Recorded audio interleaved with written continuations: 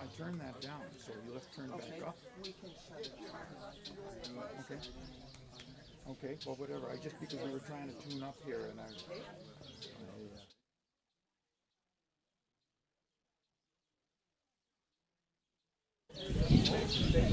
How are you today? Good. I might have to do that. It's cold. What is that? You're Generating.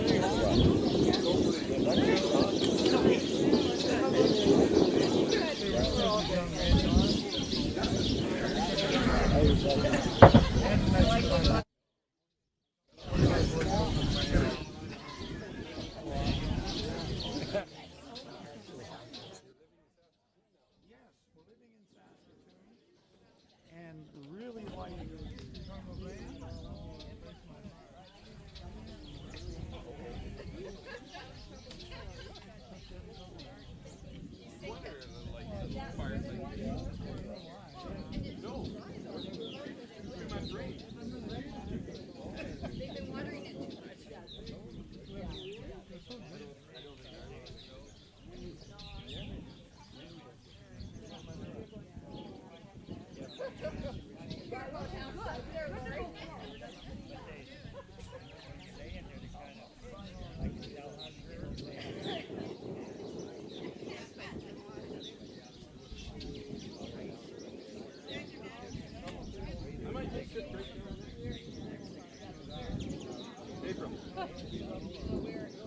I'm going to move. Yeah. We'll do it from here. Oh. You might want to join us. Yeah. It feels a little more sturdier this ground.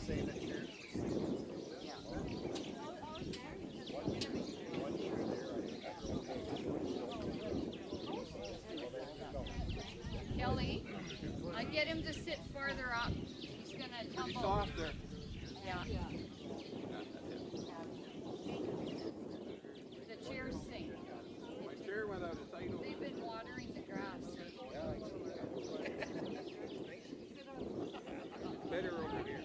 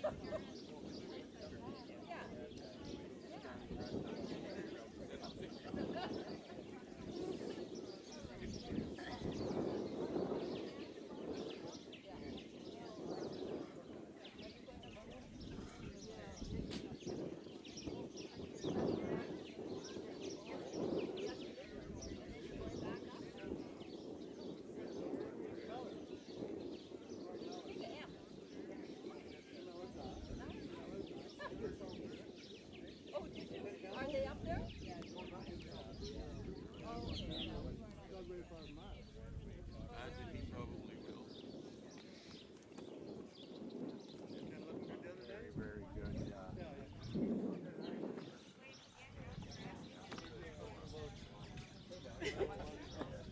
I know you know.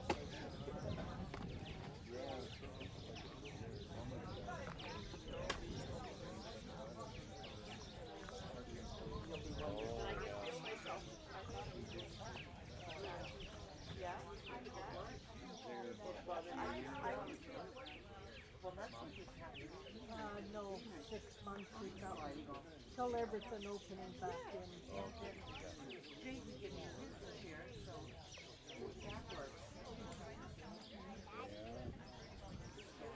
And I got, when you take this, It's got one that has the dog. Yes. And that's the distance.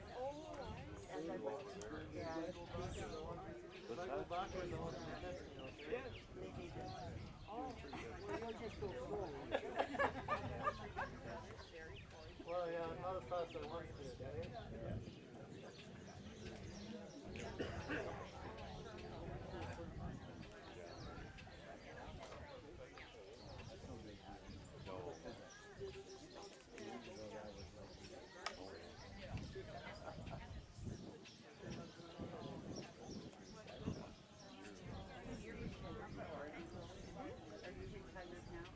Yes. Yeah, I don't know.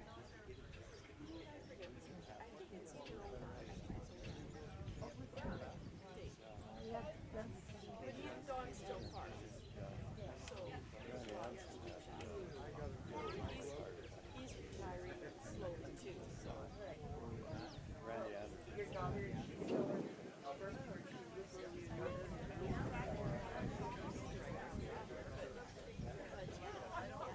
yeah, their girl is 13. And that's the youngest one.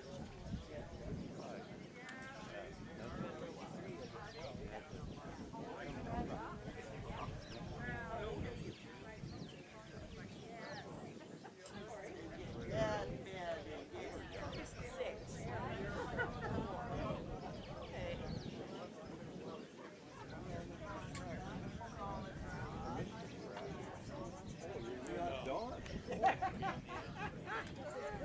Anybody sitting there? Nobody sits there. We wouldn't recognize him if we didn't. It hasn't asked me. We went to get a flu shot, and you're sitting there, and everybody come covered up, eh? And then they come back. And we're getting scared of thinking you recognize You until pass so many people and until he spoke to you, then you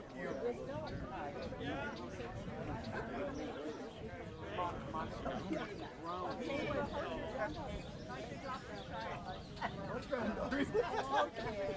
And I'm Cheryl Soames from Brazil. same with us. We were any places outside of downtown. Grab a chair.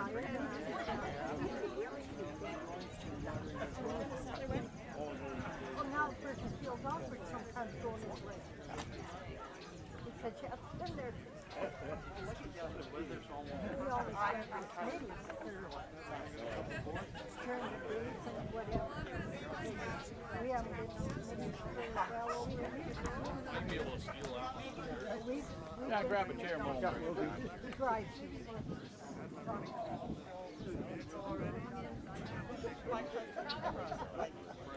Well, we just make a point every day. All these babies are born, and wearing masks.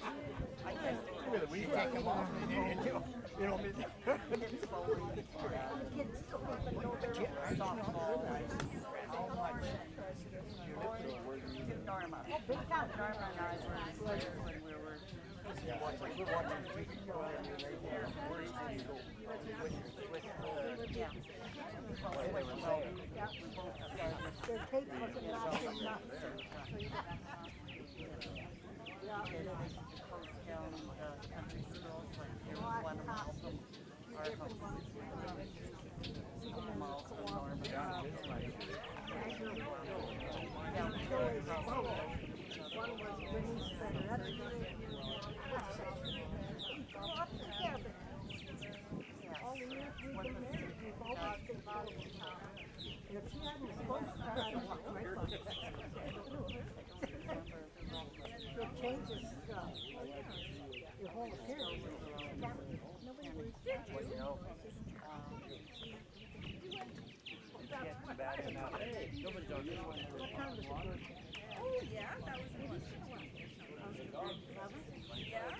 Welcome, ladies and gentlemen.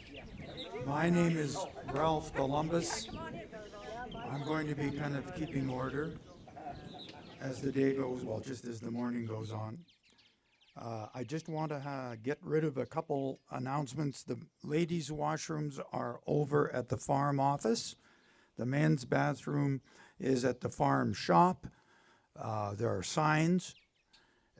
And the house itself is private property, so it's off limits. But of course, the garden is Norma's garden. Today is a day of celebration. It's a day of listening to the birds, of enjoying nature, of being in a place where somebody lived a good life. And we should be all thankful that we are here and that we can celebrate it and that we can finally come to a conclusion as such. I'd like to call on Lauren on behalf of the family.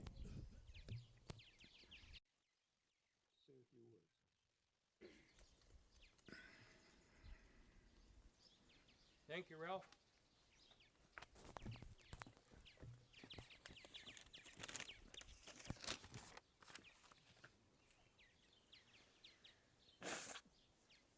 Thank you very much, Ralph. Can you hear me back there, Taylor? Good.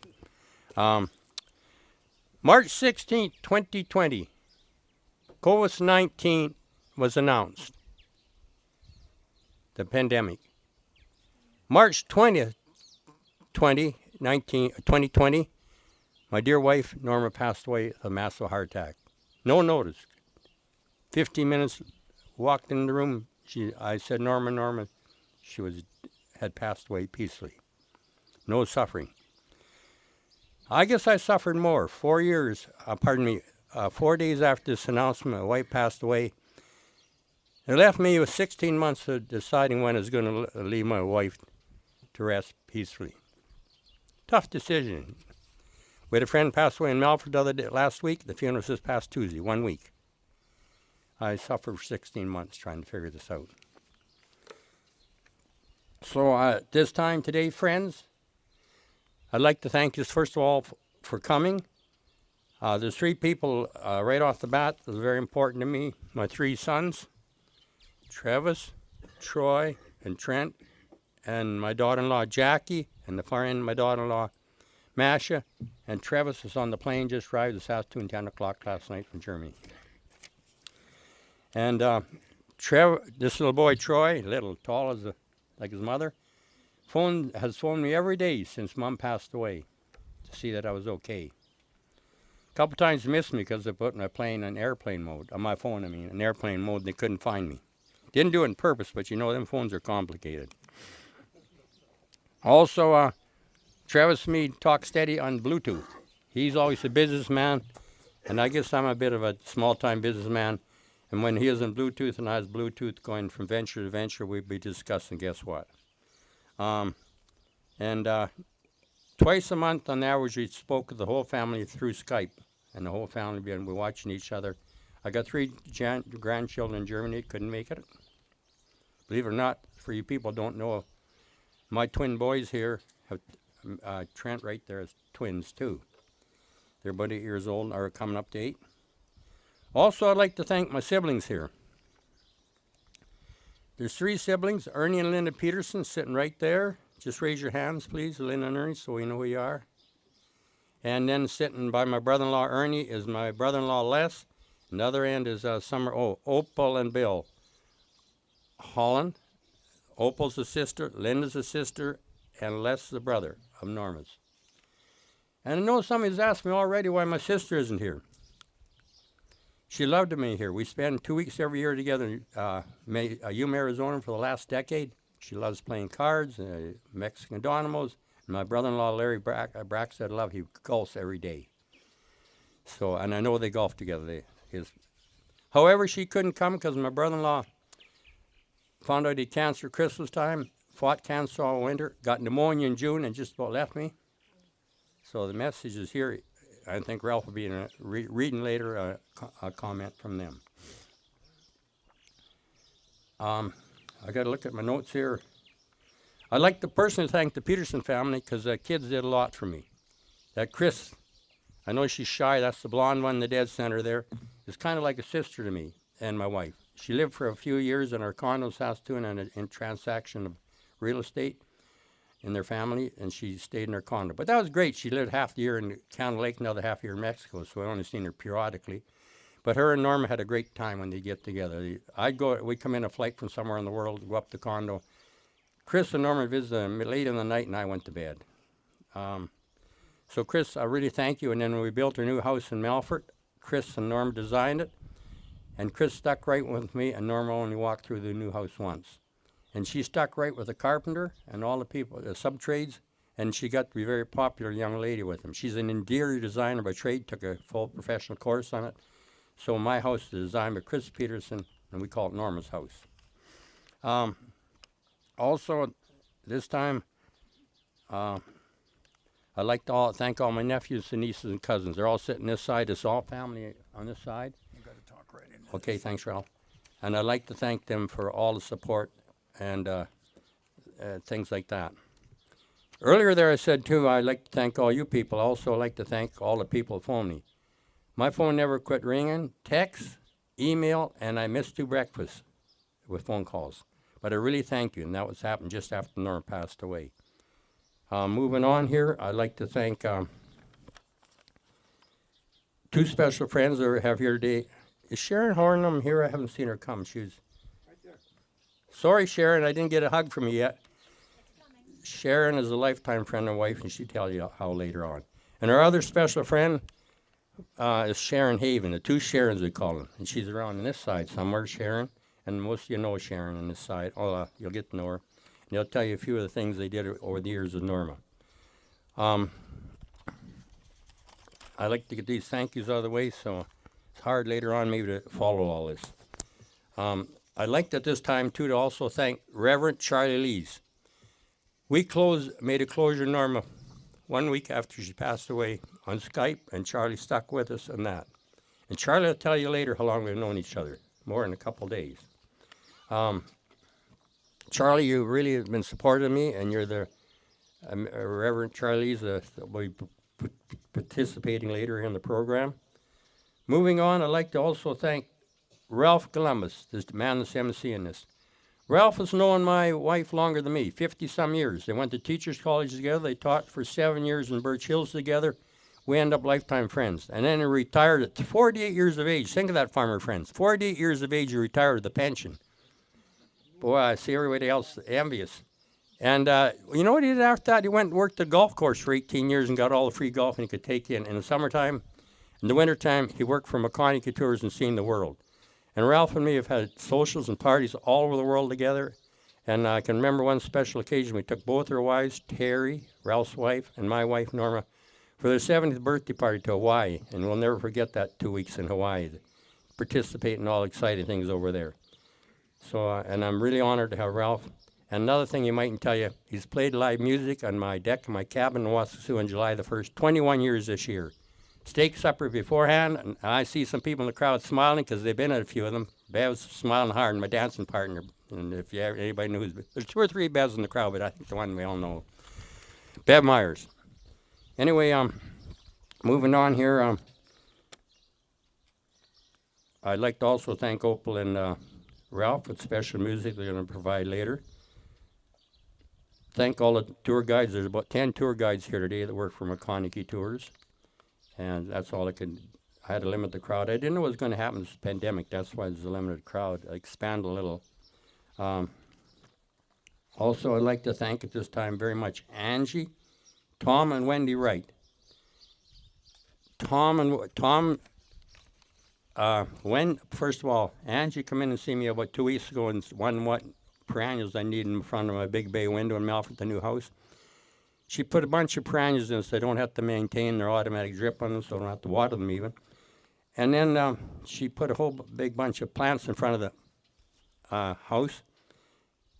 And then Tom come in on Monday and showed the gentleman that helps me mow how to water things properly, the plants, because they weren't automatic, the pots. And I said, Tom, politely, no, just send me a bill. Tom said very politely to me, our family discussed this morning, Wendy, Tom, and Angie, and this is a memoriam to Norma. Thank you to the Wrights. Thank you very much, Tom and Wendy. All them flowers in the lane today, too, are courtesy Tom and Wendy and Angie Wright. They did all the work themselves. I wasn't even here here just to mow grass, I think, or maybe that's the day before. Also, if you look at this beautiful garden, it took my wife 25 years of work. It was started in 95, my son Troy, sitting right here. Hauled dirt in with the old 7810, you know what they are, Jimmy Stan, and with the front end loader, and built up a waterfall. And then the waterfall has been running off, and it's running right now if you look out there. And you can walk through it afterwards, and there's 2 fountains working out there. And it's not Greg Phillips did the work. He's living here now as most yet. He has a good friend called Michelle. And Michelle reminds me of my wife. She's just a workaholic. She's like them Hoyseth girls. We all agree on that, the Hoyseth family. Them 3 sisters, they don't know nothing but work. And we all agree that, know the family. So this Michelle's the same way. She blew my mind. I come out here one day, flowers all over the place. The waterfalls are half getting unorganized. I promised her to give her half a day, or half a week or 2 before, and she got most of it going. So I want to thank you personally, Michelle, wherever you are, and Greg for what you did. I really appreciate it. Way at the back there. So thank you very much, Michelle. Also, I'd like to thank 2 fellows that have helped me a lot. Brent Beckman coming back home again. He worked 16 years for me, worked for Greg, but he had to come over and help Lauren the last stretch. So I thank you, Greg, for loaning Brent to me. And Mo's helped me off and on for 3 years. If it wasn't for him, I couldn't have done what we did to organize this. 2 days ago, he worked 15 hours for me, if you can imagine. Last, I'd like to thank Myra, Doug, and Kelly of Busby, Melfort Funeral Homes for the arrangements here today and the cooperation during the whole duration of this passing of my wife. And if I've missed anyone, I didn't miss you on purpose. I had to write the speech late last night and this morning, eating breakfast. So I might have missed somebody. I didn't do that on purpose. But I'd like everybody here when they park to walk through. It's called Norma's Garden. There's a sign right out there that says Norma's Garden, a custom sign by the walkway bridge there. And Norma put 25 years of her life into that. And Orville Dahl's here today. They lived 22 years in this yard. And I've lived in this yard 50 years and 3 months. My wife, 50 years minus 3 months. So, and she spent about 25 years, her and my son Travis helped her quite a bit building that rock garden. The only building this yard left in this yard since we took over is the big barn. So with that, in conclusion, I'd like to thank all you friends, relations, and family for everything. And I just really want to thank you, and I'm looking forward to socializing with you in the Beatty Hall this afternoon. It's going to be about 35 degrees, so it'll be a lot cooler in the air-conditioned hall, and that's where I look forward to visiting with all of you. Thank you very much. Take it away, Ralph. Thank you, Ralph.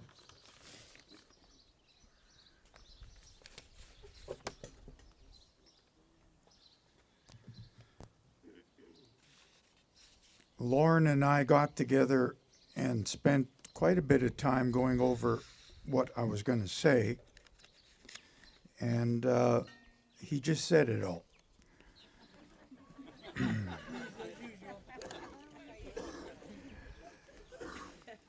Thanks, Lauren. You all got a hat when you came in today, and I was thinking, and this is going to be quick. I was thinking, Norma was a woman who wore many hats, right? She was a wife. She was a mother. She was an artist. She was a teacher. She was a mentor.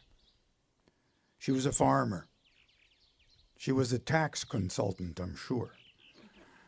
She was a tour company part owner, operator, planner, did everything. She was a scout leader. She was a hugger. She was the best hugger that I think I've ever met. I shouldn't tell Terry that, but she was a hugger, and that was her way of making you feel like you were with a friend and you were at home. And she was probably one of the best rhythm players that I've ever heard. Just give her anything to bang on, and she could make rhythm. And she loved to sing. She loved to have fun. She loved to smile. She loved life. And I think everybody that crossed her path loved her too. Opal, Norma's sister, is going to come up, and we're going to do a few tunes for you. And they are going to be memory tunes, I think, too.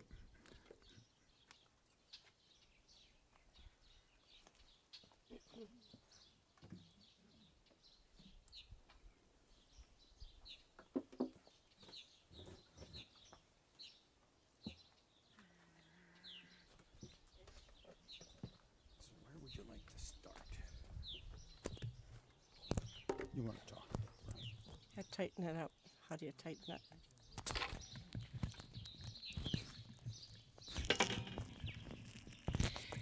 Growing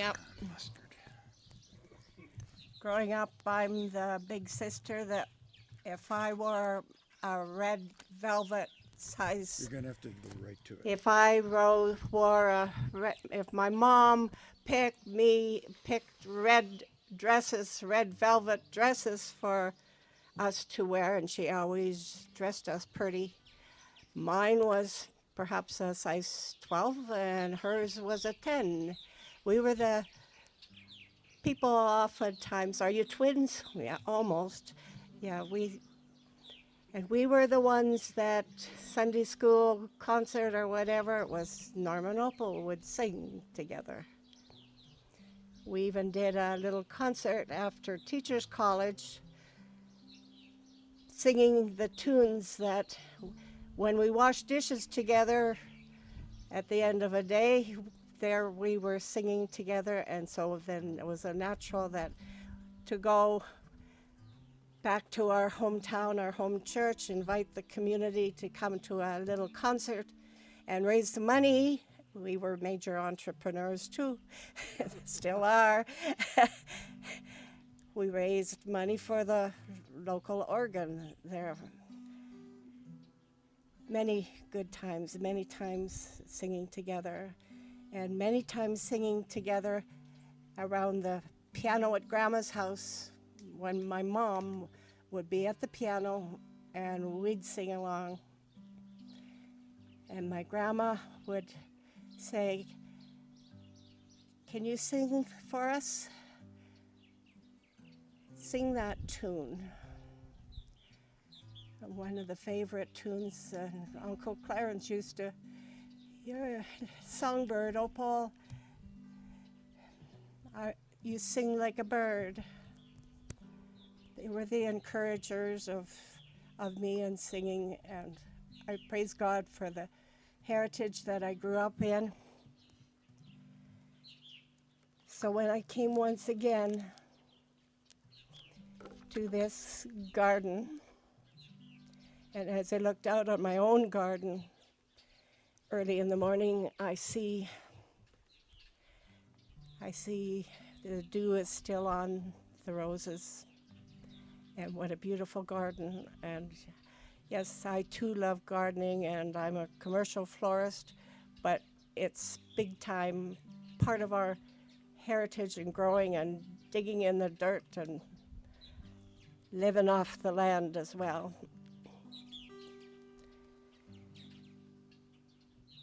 A song that runs big time through myself is facing what we've done is like the poet and what became a major hymn over the years is this one, "When peace like a river, grant me some peace."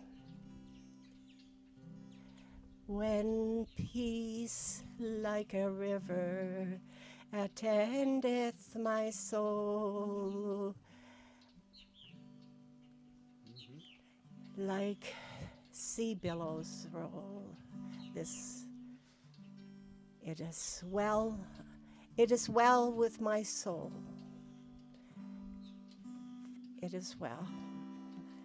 And so today I sing with I come to the garden alone while the dew is still on the roses,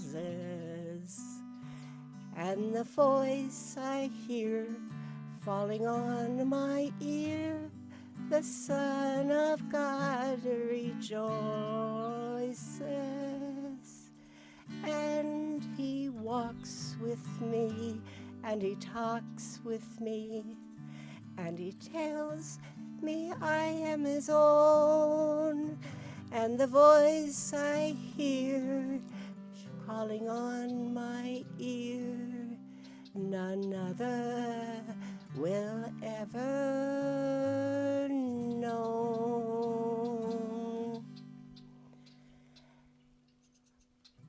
Grandma used to love this song, my grandma, Garina. Why should I feel discouraged? Why should the shadows come? Why should my heart be lonely and long for heaven and home? When Jesus is my portion, my constant friend is he. His eye is on the sparrow, and I know he watches me. His eye is on the sparrow, and I know he cares for me.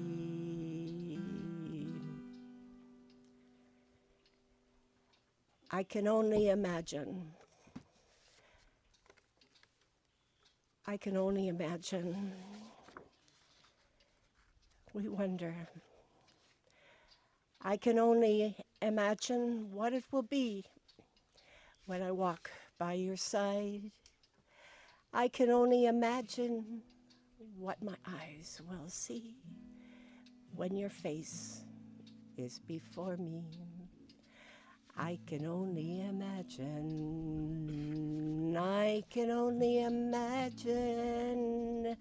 Surrounded by your glory, what will my heart feel? Will I dance with you, Jesus, or in all of you be still? Will I stand in your presence? Will to my knees will I fall? Will I sing hallelujah? Or will I be able to speak at all? I can only imagine. I can only imagine. I can only worship you standing in the sun when I am forever, forever worship you, forever worship you. I can only imagine. I can only imagine.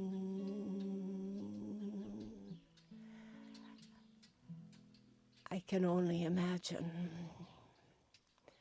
I can only imagine and remember camp days, Norma and me at Bible camp.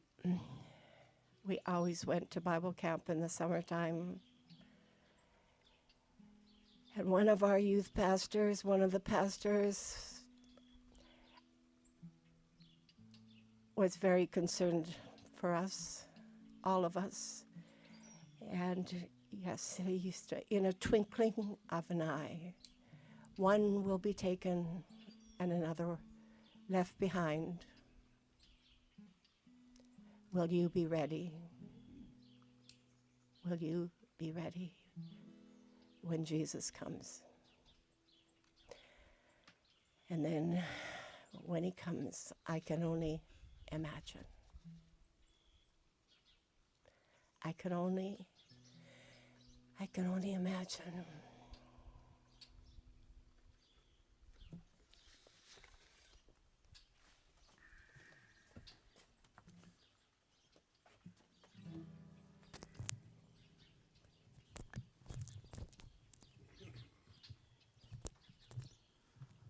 Reverend Lees.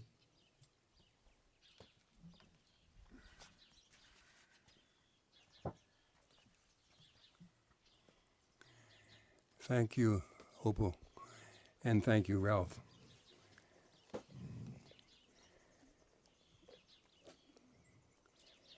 McConaghy, Norma Jean Shirley Hostess, February 3rd, 1946 to March 20th, 2020.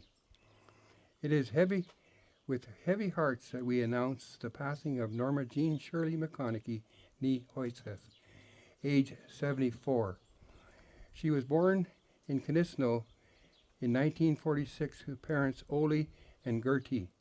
She grew up on a mixed farm north of Weldon with siblings Linda, Opal, and Les. She attended school in Weldon, Saskatchewan. She was a star athlete and active in the Lutheran Church. She spent grade 11 and 12 at Lutheran Collegiate Bible Institute in Outlook, Saskatchewan. She then attended the University of Saskatchewan and got her Bachelor of Education with a specialty in art. She graduated in 1968. She then taught art and English at Birch Hills High School from 1968 to 1975. She made lifetime friends during her teaching days. She realized a long-time dream to visit her roots in Norway with a trip to Europe in 1969. On December 31, 1968, she met her future husband, Lorne. They were married at 18 months later on July 18, 1970. In 1975, their first child, Troy, was born. 13 months later, the twins, Trent and Travis, arrived. She was always active in her boys' activities, scouts, 4-H, church, piano, swimming, hockey, and drama. Not just driving, but also taking a leadership role. She helped Lorne write speeches and more for his work as a Saskatchewan wheat pool delegate. She was a backbone in the farming operations and made things happen behind the scenes. This carried over to the McConaghy tours, which she grew from the ground up with her husband, Lorne. She oversaw the operations for its 38 years. For 17 years, she was a leader in beavers, cubs, scouts, and venturers, then as a trainer of other scout leaders. She loved the outdoors, including camping, canoeing, hiking, and spending time at the cabin at Waskasiu. She loved gardening as the family was growing up. She had 2 huge gardens to feed everyone. She later converted it to a beautiful rock and flower garden complete with 3 fountains. Norma loved art and being an educator. She taught community college classes in fine art, reveled in teaching art to her children, went back to the University of Saskatchewan to get her master's education in art in 1998 and 99, and was a regular high school substitute teacher. Norma was community-minded. She was president of the women's section of the Melfort Agriculture Society for several years. She was a founding member of Melfort Amateur Dramatics. She was elected secretary of the Melfort Co-op for several terms. She was passionate about travel from the day she met her husband. They toured the world together, then with her children, and then with their tour company. She was simply an amazing person. She was kind, smart, wise, and extremely hardworking. She was selfless to a fault. She was a happy person and a radiant smile, an infectious laugh. She loved her children dearly. She was an amazing grandma who could make storybooks come to life. She loved to cherish memories of her lifetime with her family and friends through photos and videos. She was a role model for everyone around her. She is survived by her husband, Lorne, after being together for 51 years. 3 sons, Troy, Trent, with wife Maria, and grandchildren Ari and Gabriel and Tova, and Travis with wife Jackie. She's also survived by her siblings, Linda Peterson with her husband Ernie, Opal Holland with husband Bill, Les Hoseth with wife Andrew, and her sister-in-law Merle with husband Marty, and numerous relatives in her extended family in Saskatchewan and overseas, especially Norway, Sweden, and Ireland. She was predeceased by her parents, Ole and Gertie Hoseth. And then I heard the angel say, she's with you every day. I'd like to have the 23rd Psalm, and if others here who know it would like to join in with me, that would be just fine. And we'll use the old King James Version. The Lord is my shepherd, I shall not want. He maketh me to lie down in green pastures. He leadeth me beside still waters. He restoreth my soul, and he leadeth me in the paths of righteousness for his name's sake. Yea, though I walk through the valley of the shadow of death, I will fear no evil. For thou art with me, thy rod and thy staff, they comfort me. Thou preparest a table before me in the presence of mine enemies. Thou anointest my head with oil. My cup runneth over. Surely goodness and mercy shall follow me all the days of my life, and I shall dwell in the house of the Lord forever. I would like to share 4 things that help those who are going through a great loss. Number 1 is flowers. Beautiful flowers can add a wonderful touch for a family at such a time as this. And we see so much display of those flowers here on the farm today. I'm sure Norma loved flowers in a beautiful way as well.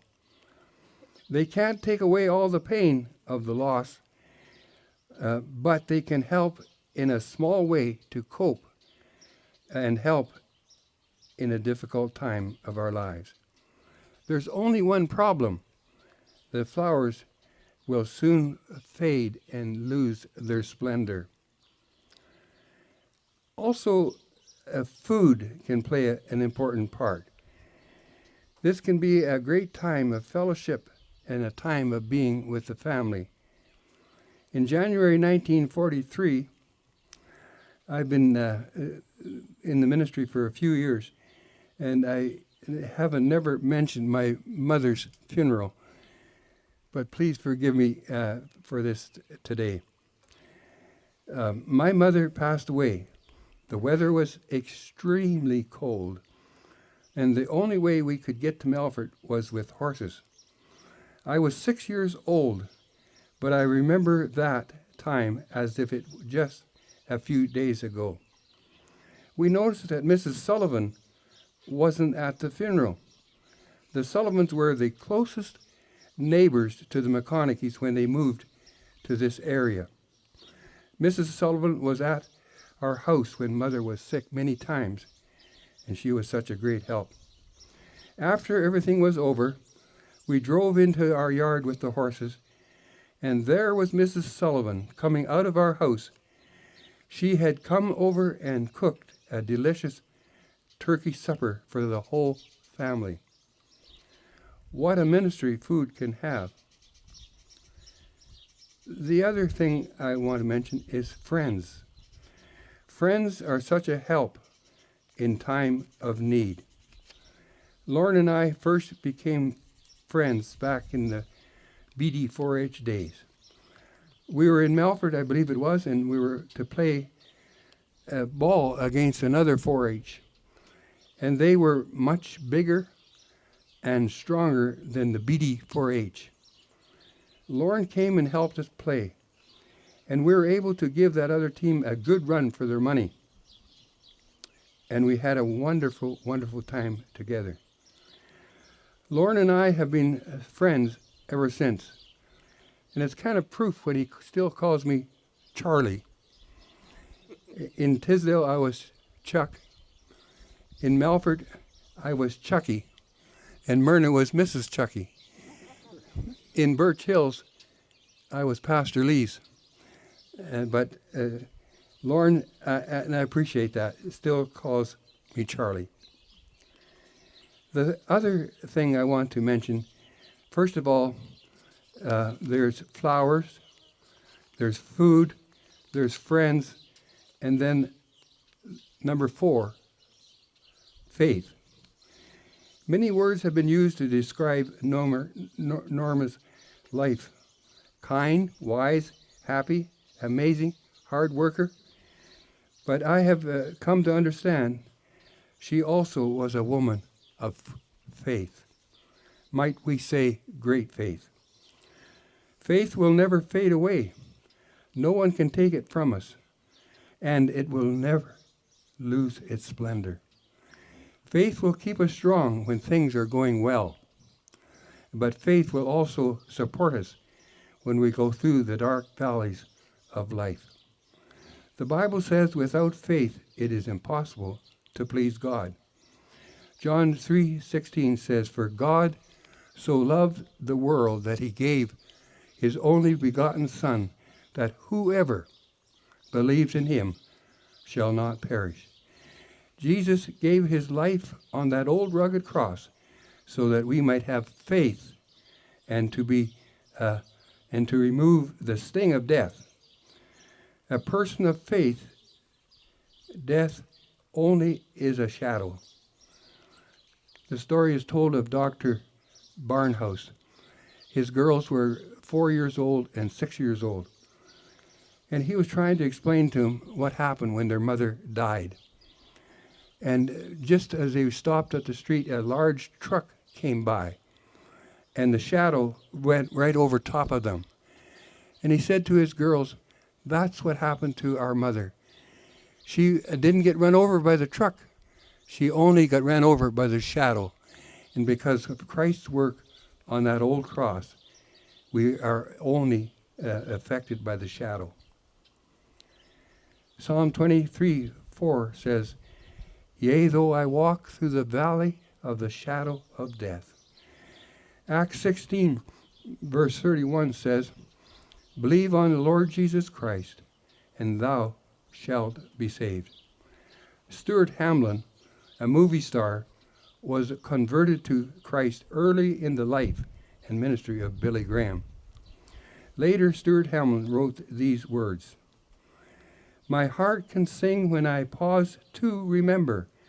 A heartache here is but a stepping stone, along a trail that's winding always upward.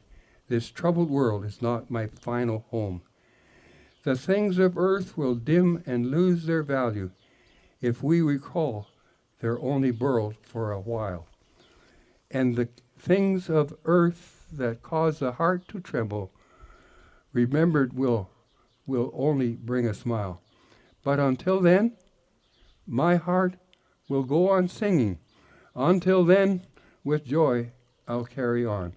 And until then, the day my eyes behold the city, until the day God calls me home." God bless you.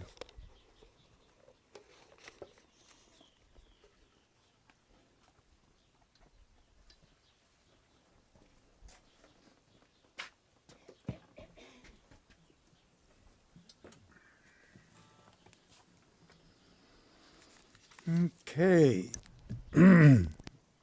Thank you. Reverend Lees. I'm from Birch Hills originally. I've got a little not housekeeping, but it says here, Ralph, if you could mention the following relatives that have sent flowers for today from Norway. These are the flowers. And there's a list of about 40 people here. And they all end some kind of it. with the Torl and the Hans and the... Anyway, I'm going to try to say these, but it's going to be not easy. So listen closely. Siri Karen, Leila, Inger, Torl, Hans, Ingvar, Per Engi, and Eilde Engelbreit Langberg, and our families. Ingrid Mias, Oddvid Mias, Louise Matheson, Igvar Svald, Paul Inge Hoyseth, Sumholm, Ulfholm, and our families. Yeah, sure. my, oofta my. Yeah. Norma loved to sing. She just loved to sing. She loved to, she didn't love to party. She loved to sing.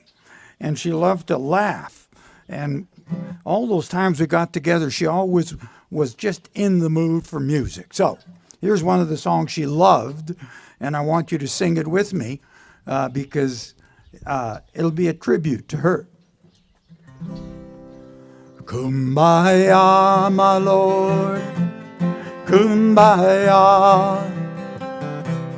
Kumbaya, my Lord, Kumbaya. Kumbaya, my Lord, Kumbaya. Oh Lord, Kumbaya. Someone's crying, Lord, Kumbaya. Someone's crying, Lord, Kumbaya. Someone's crying, Lord, Kumbaya. Oh Lord, Kumbaya.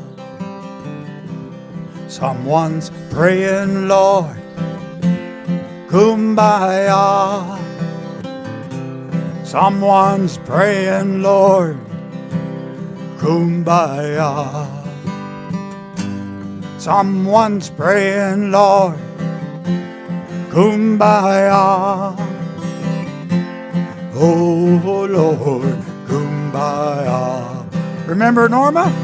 Someone's laughing, Lord, Kumbaya. Someone's laughing, Lord, Kumbaya. Yes, someone's laughing, Lord, Kumbaya. Oh Lord, Kumbaya. And we're all here together. Someone singing, Lord, Kumbaya. Someone singing, Lord, Kumbaya. Someone singing, Lord, Kumbaya. Oh Lord, Kumbaya.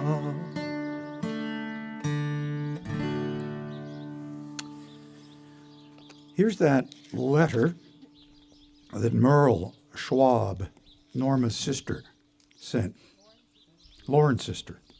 Our love is with my brother Lauren, our nephews and wives today.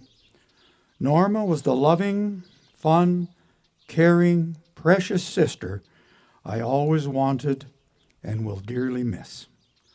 We are sad that cancer treatments have made it impossible to attend her memorial.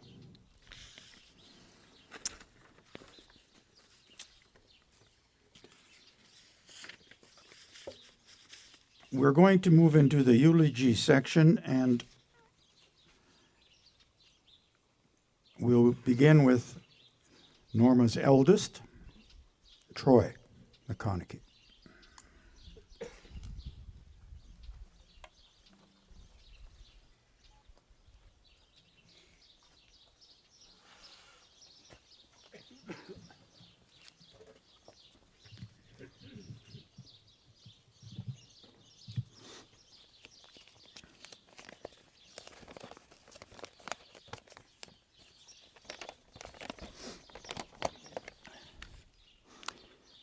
Good morning, everyone, and thanks for coming to this event to celebrate my mom's life.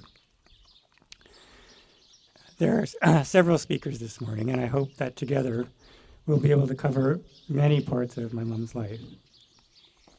My mom and dad moved to this farm in 1970, and I was born in 1975. My brothers, Trent and Travis, were born about a year later, and we all grew up here together. When I was a kid, the garden behind the house here was my mom's vegetable garden. She grew corn, beans, carrots, Swiss chard, peas, cucumbers, cauliflower, broccoli, cabbage, tomatoes, dill, parsley, and probably other things I don't remember. I remember her listening to the weather forecast, and if it was supposed to go below 0 at night, we'd help her put out old bed sheets over the tomatoes to keep them from freezing. At the south end of the garden, there was a big strawberry patch. And one afternoon, my mom was picking strawberries there when I came running, saying, "Mom, come quick.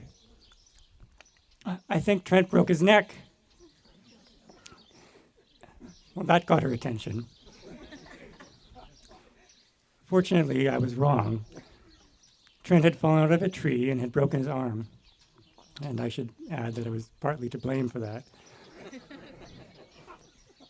My mom took him to Melfort, and the doctor put his arm in a cast.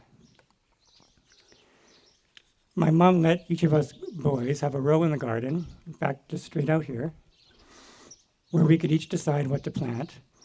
And of course, we each had to take care of it. But I don't think she did that just to get us to help out. I think it was her way of teaching us about plants, the soil, insects, the weather, and how they're all related. Similarly, whenever we'd go for a walk in the forest, she'd always point out interesting plants, flowers, trees, berries, or mushrooms. In the fall, we would always help my mom pick everything in the garden. Most of it got stored away in jars or freezers so we could eat it later. I remember sitting at the kitchen table with her and my brothers, breaking the ends off of the green and yellow beans, and singing silly songs. It was fun. When we were young, my brothers and I went almost everywhere with my mom. I don't know how she managed to take 3 young boys grocery shopping in the Melfort Co-op. She didn't have a stroller. Maybe one of us sat in the grocery cart and the other 2 were on leashes. She also took us to play school in the Beatty Hall, to the doctor's office, to Sunday school, and to the Melfort Library. We would find books to sign out, and every night she would read to us before bed. You can picture 3 young boys on the sofa with my mom. One day, the library called on the phone, and my dad answered. They told him we had 50 overdue books. Reading was always part of my mom's life, especially after retiring from farming and the tour company. There were always books and magazines on the end table beside where she sat on the sofa. When she visited, the place they always went was the bookstore. And reading was one of the ways my mom learned new things, and she loved learning new things. I think that love of learning is also why she loved traveling so much. When you travel, you constantly see, taste, and learn new things. And when us boys were still in school, we sometimes left a few days before vacation started, missing some classes. My mom would always write a letter to our teachers explaining that we'd learned a lot traveling, so there was nothing to worry about. My mom also loved teaching. She got a degree in education and taught for 7 years in Birch Hills, but that didn't stop when I was born and she stopped teaching full-time. She carried on teaching me and my brothers, teaching the kids at play school, teaching art classes in Melfort, teaching the Boy Scouts, and working as a substitute teacher in Melfort. In fact, sometimes she was even assigned to teach a high school class that I was taking. But I wasn't embarrassed. I thought my mom was a pretty cool teacher. She always wanted to go back to university to get a master's degree in education, And in the late 1990s, when she was in her 50s, I think she realized it was now or never. Back then, she was very busy with the farm and the tour company, so it couldn't have been an easy decision. But she did it anyway, and she got her master's degree in 1999. Over the years, we went on many canoeing and camping trips with my mom. On one short trip, maybe 10 years ago, we went out to King Island on Waskesiu Lake. When we got there, we explored, and just before leaving, she borrowed a rock as a souvenir. I say borrowed because you're not supposed to take stuff out of a national park. She brought that rock back here to the garden behind the house, which is now a flower garden. And I guess someday someone should return that rock. I could say a lot more about my mom, but I think I'll let the others speak. Together, I hope we'll give you a colorful mosaic of glimpses into a truly remarkable life.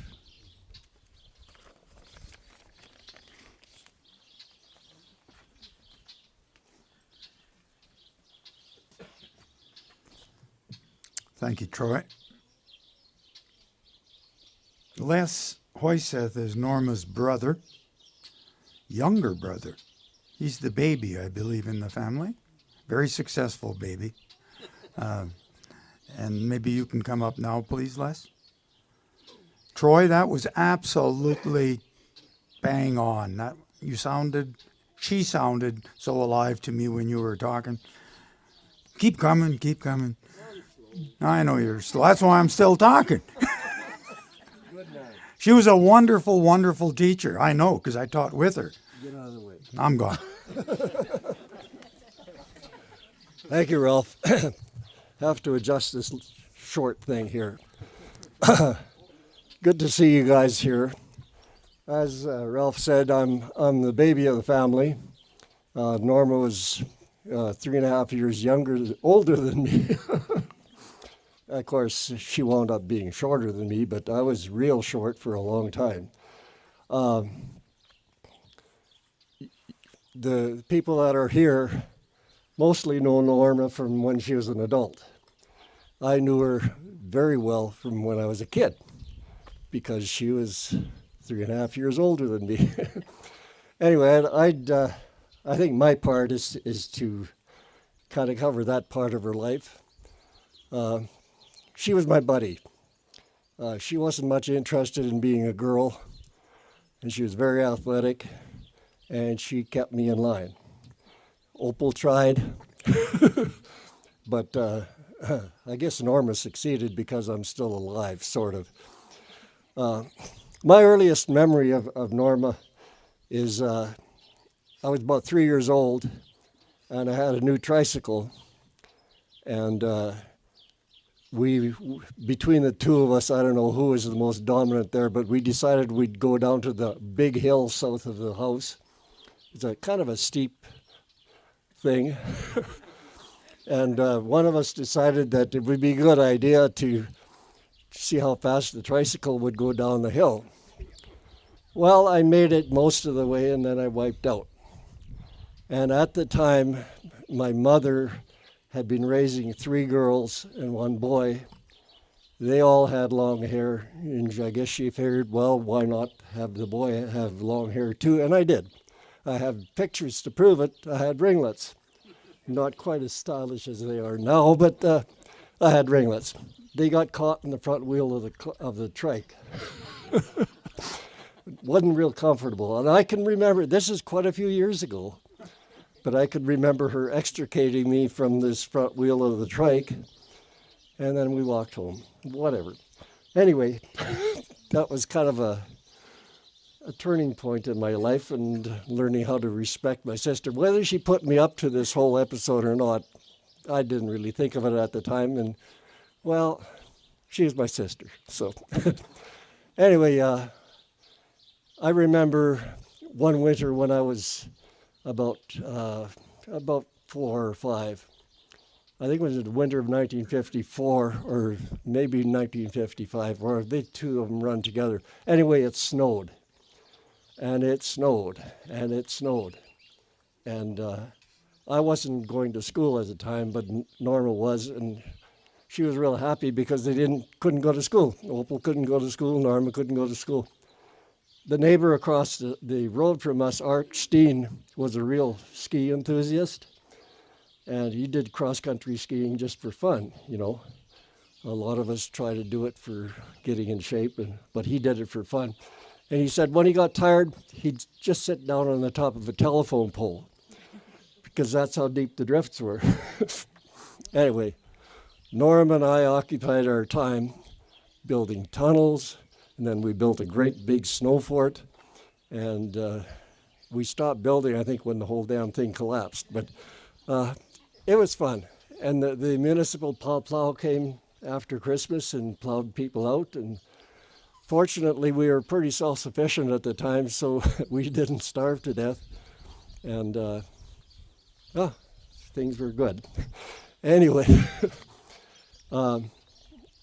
going on further, Linda got married when I was 5, I think, and I still remember a bit of the wedding, but it's a few years ago. So anyway, she moved out, and it was just Opal and Norma and I, and Ralph was talking about, or he sang Kumbaya, and I can vividly remember my 2 sisters and I and my mother whooping and hollering that poor song.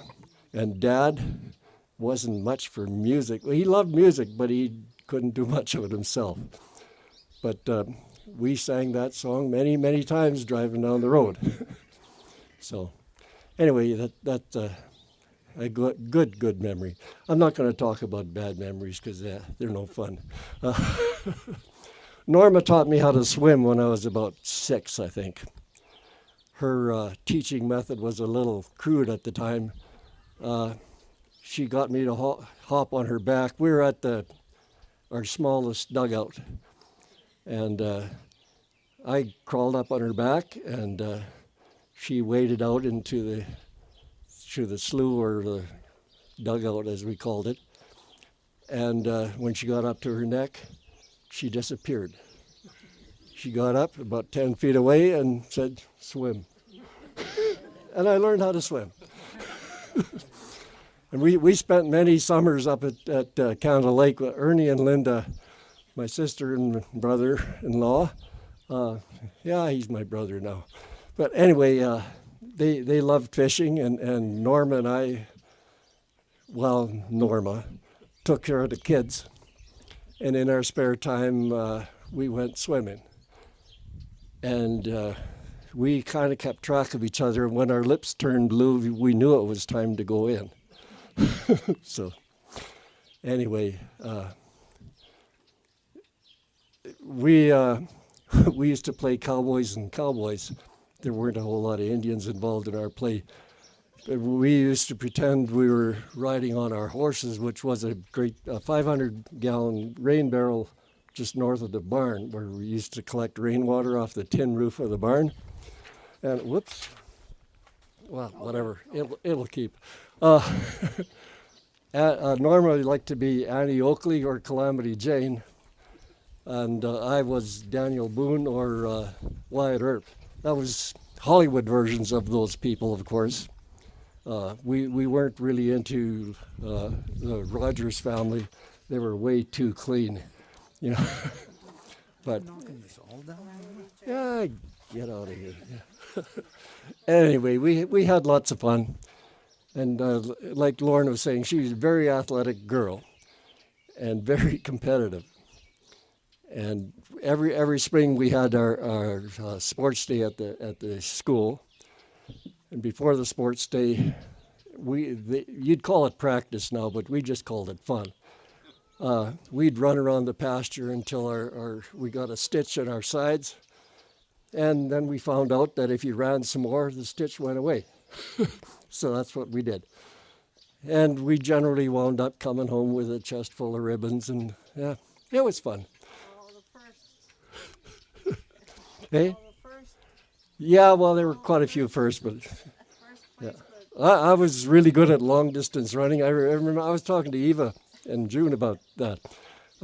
I was really good at long distance running, and Greg Braxton and I we were good at it. We'd get ahead of the pack far enough that we could sit down and have a smoke, and when the rest of the pack caught up, we finished the race. So, whatever. Healthy days, you know. Anyway, Norma and I were really good friends, and when she got her driver's license, well, I'll back up a bit here. We always had music in the house, and when the Presley Revolution happened, we really got into rock and roll, and we got a TV at about the same time, and they had a show on TV. I think it was called Music Hop, and they were jiving, all these teenagers jiving on TV. And well, we decided that would be a good thing to learn how to do. And we did. We'd roll back the carpet in the living room, and we learned how to jive. And then when Norma got her driver's license, well, June Hansen and Eva Caldevan and Norma and I as decoration. I was only about 12 years old, I think, but I was big and I could dance. And they didn't have to wait for the guys in the stag line to come up and offer them a dance. They just got up and danced with me. And when the guys in the stag line finally got up their nerve, well, I danced with everybody else. And I got to learn a lot of moves. Not necessarily on the dance floor, but whatever. But that was fun. And I was talking to June and Eva about stupid things we used to do. Something triggered the car stopping, all of us getting out of the car and walking around the car 3 times, and then getting in the car and taking off.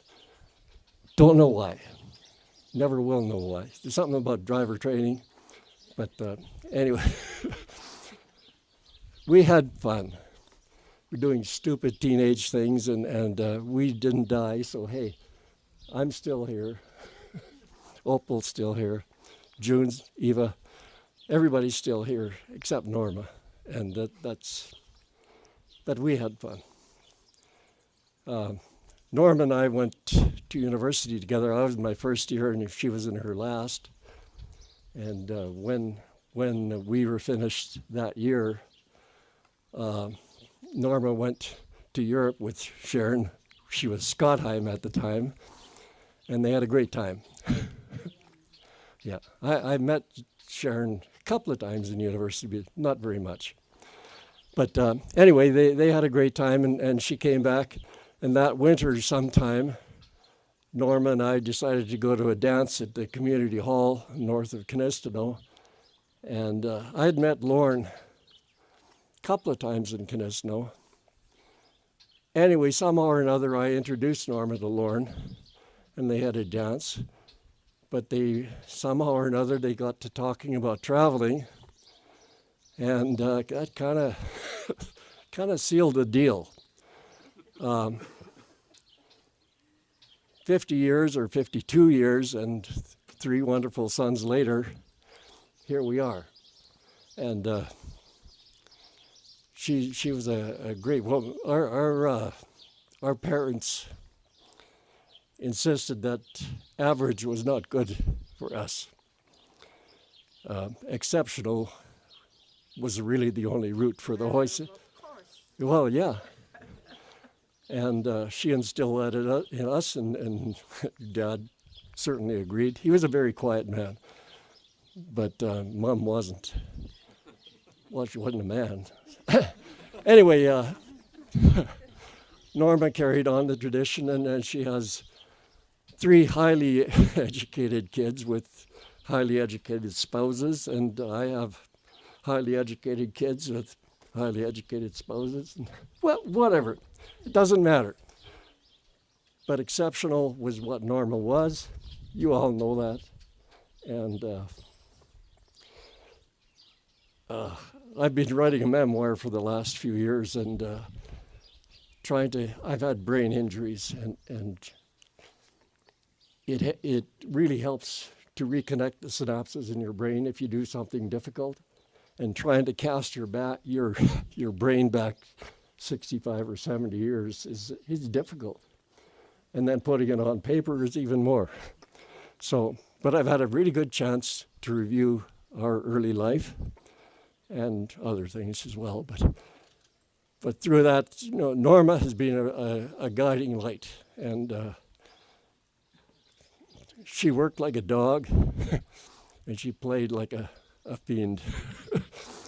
And we all loved her, and we still do. That's her legacy.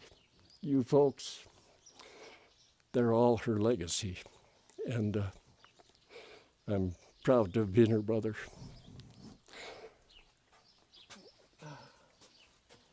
Limp along.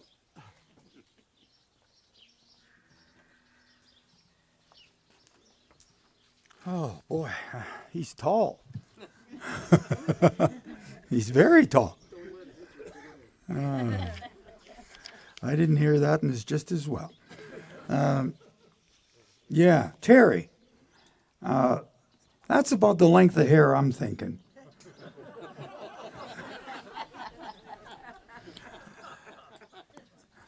Apparently, her favorite nephew was Orland Peterson, and I don't know why. I know him, actually, quite well, because I think we did some things together. But I think Peterson's, celebrated 50-plus Christmases together. And so if anybody knows anything about Norma's time and your connection, it's Orland. So Orland, would you like to come up?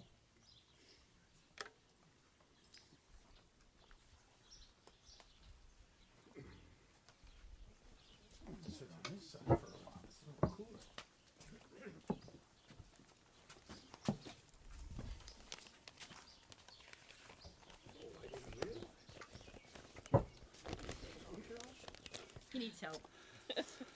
Yeah, Ralph mentioned I'm Orland Peterson. I guess I'm the favorite nephew. I really didn't know that. But anyway, so when Lauren asked if I'd say a few words on behalf of our family, I said, yeah, I've got lots of great memories and great words I want to share. But I also wanted my siblings here to also share and to be my support for this day. So anyways, thanks again, Uncle Lauren, for asking us to say a few words. Auntie Norma, she meant the world to us. She really did. So last week Roxanne and I were at our cabin, and all our grandkids and kids had gone home, and finally we had some peace and quiet. And I thought, now's a great time to write a few things about Auntie Norma, so I did. So Auntie Norma, where to begin? How about at the start? Because I don't know how old I was. I was probably just a baby when I first met Auntie Norma. With Mom being the eldest of the Hoyseth family, she and Dad, they started their family, and of course, Mom left the crew, left the Hoyseth family, and Opal and Norma and Les were all still living at home with Grandma and Grandpa Hoyseth. So we were often at their place. Christmas time, it was always so special. Special with the Hoyseth family. Starting off, we'd get together at Grandma and Grandpa's, and it was a tradition that we carried on until last year when COVID hit. And, well, I mean, it was since Norma and Lauren, I mean, that was 50 years, plus it was always the years prior to that. So that was a big deal, and it still is. Our family, my parents, Ernie and Linda, Iris, Chris and Janet and Arlene, we'd get together with Lauren and Norma and whoever of the Hoyseth crew could join us. Either Mom or Norma would host the event after Grandma and Grandpa passed on, and they would cook, and they would cook. and they would cook.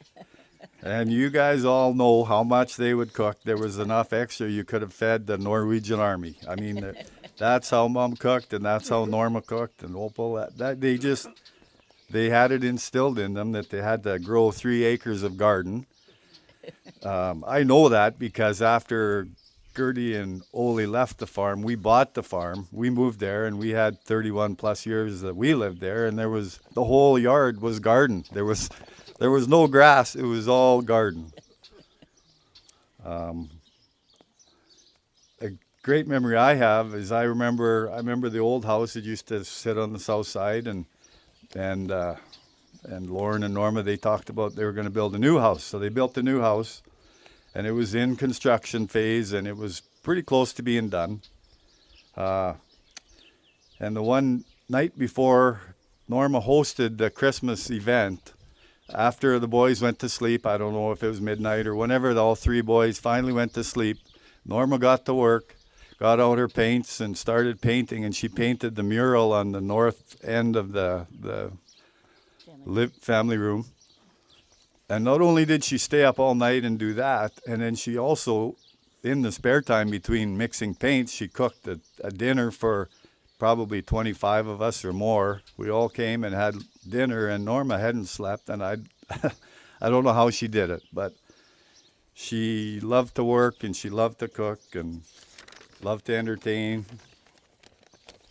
And I've asked my sisters to say things too, so anytime just get in here and push me away from the mic. I remember she was just finishing, and I don't know which one. I remember Norma just finishing that painting, and I'm not sure which little boy came out and walked into a tree. It might have been Troy. But she had to redo a tree. Hey, Troy, why was that tree in the middle of the family room, hey? A life lesson that I learned from Auntie was and all of her siblings, was hard work. The value of working hard, but then also relaxing and spending time with your family and enjoying your family. That was something that she instilled in me and our family and my mom and all the Hoysett siblings. That was their values, and that's still to this day. Just a few other quick little tidbits here.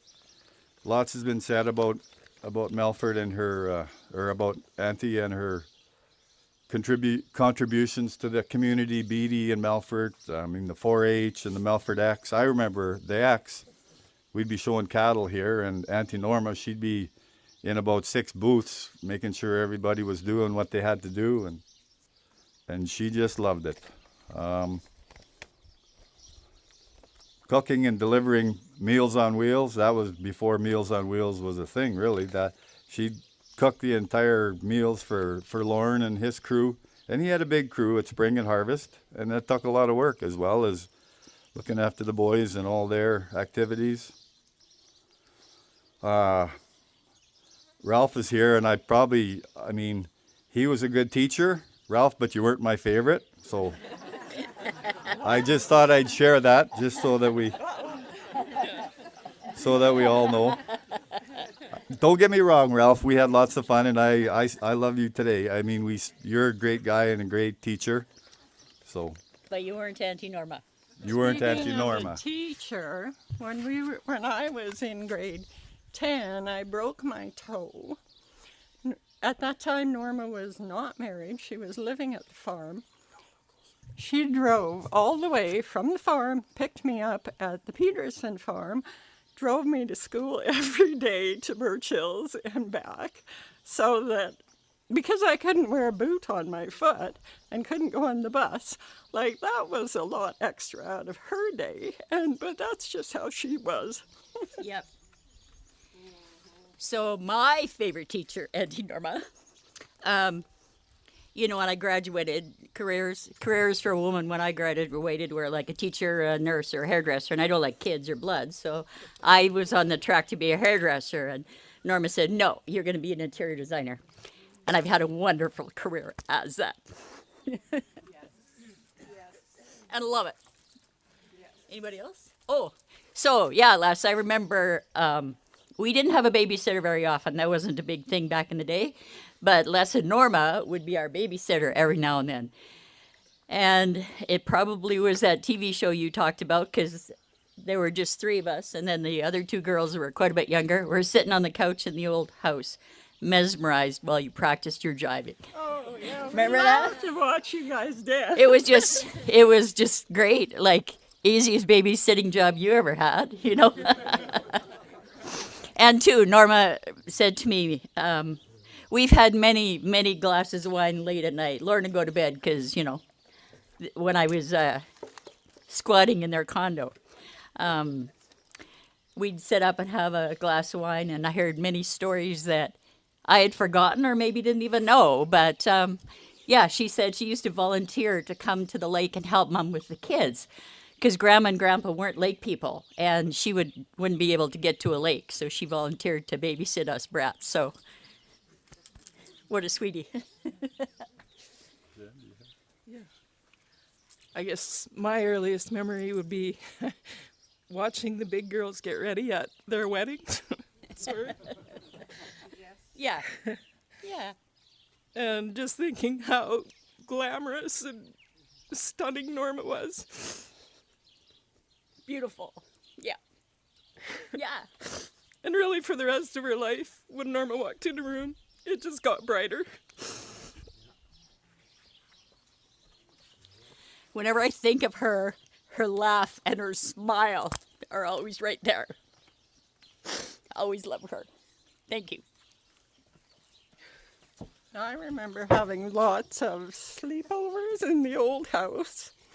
I would go home from school with Norma, and we would hang out in the evening if Lauren was away, or sometimes he was home, sometimes not, but we had fun upstairs in the room just painting. She would try to get me to paint, but I was never nearly as good as she would be, but she was patient. And then the kids came along, and it was so fun to hang out with them. It was always Trent in his yellow fuzzy sleepers, and Travis was always in the blue fuzzy ones. I don't know why, but we had lots of fun with those kids as little people too. They were like little brothers and sisters. Still are. Yep, still are. Just a couple other things. I know there's lots of other people who want to say words, but I just want to say, watching Auntie and Uncle Lauren grow up, and just the value of commitment to each other. You know, in today's world, people get married and they separate and they move on, and you know, it just showed to me that, you know, you're married to that person, and you've chosen that person to live your life with, and that's how you need to do that. And I thank you, Lauren and Norma, for that example, and the rest of the siblings also for that example. And one thing also is, I know how valuable and important church was to Norma and the whole Heiseth family growing up. And I remember going there and listening to all 3 of the kids singing. Les was a really great singer, and Norma and Opal, and Mom was a good singer back in the day, but she was so busy raising us kids, she really didn't have time, I guess, to do a whole bunch of singing. And then also, I guess, Auntie Norma, I just thank you for all the memories, and I just hope one day to see you again. So thank you and your family for everything, because you are family, and you always will be. So thank you.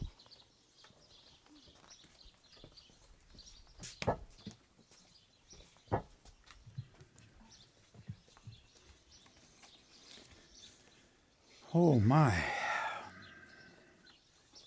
Well, I was supposed to talk here for half an hour, but I think I'm just going to skip that part and go on to one of Norma's most long-time friends, I suppose, second most long, maybe equally long, Sharon Haven.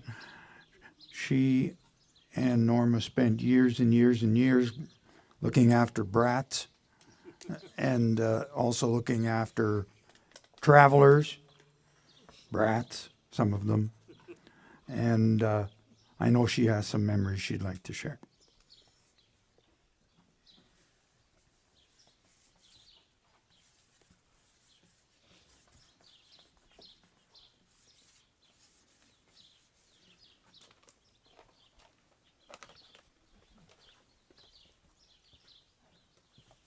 Okay.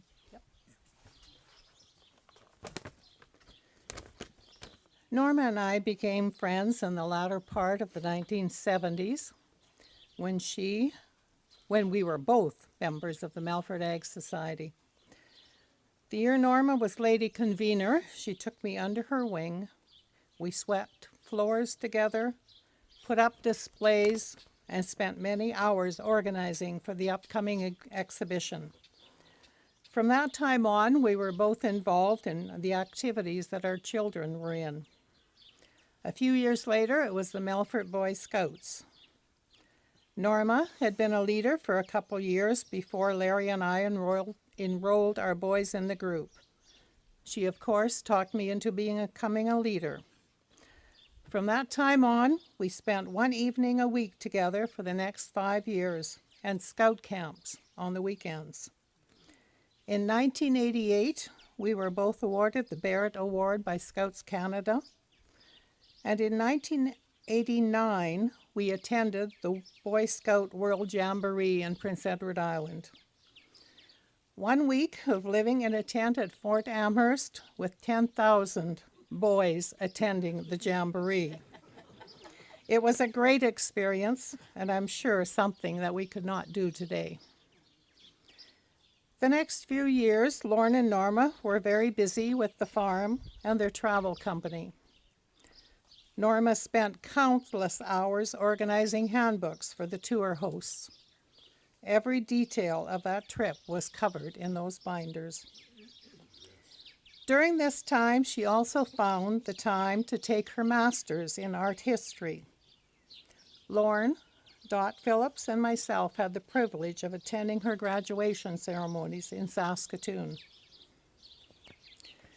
Larry and I have had the pleasure of traveling with McConaghy Tours on a number of trips. Then the four of us started traveling together. In 2008, on our first trip together, we spent 5 weeks in Australia and then a week in Hawaii. We had rented a small car in Australia, and so we had a limited amount of storage space. So we had one suitcase between each couple, and we lived out of that suitcase for 6 weeks. We did do laundry once in a while, but Lorne often comments about the amount of deodorant he used on that trip. After that trip, we started planning the next one.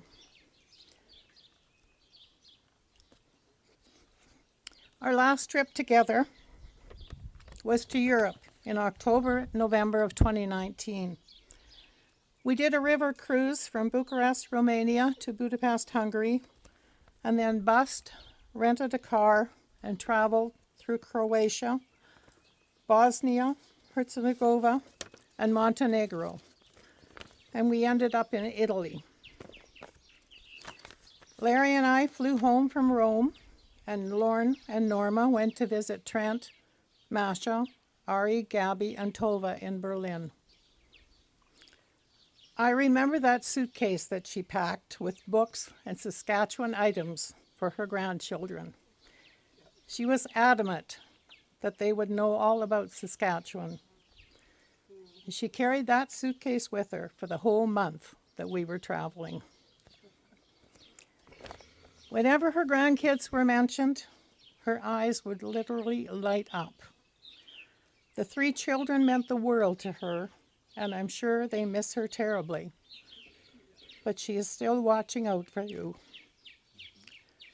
To her boys, Troy, Trent, Travis, you must know that you were the center of her world. But she was also so thrilled with those daughter-in-laws, Masha and Jackie. You made her so happy. I found a poem on the internet that I thought was appropriate. I did make a few changes to it. The author is unknown. We'll see if I can get through this. You can no longer see me, but please know I am there. I am the flowers in the garden. I am the wind beneath your hair. The memories that I left behind shall forever be with you. As for me, I am in heaven now, where my life will start anew. I have always loved my flowers. With nature, I was one.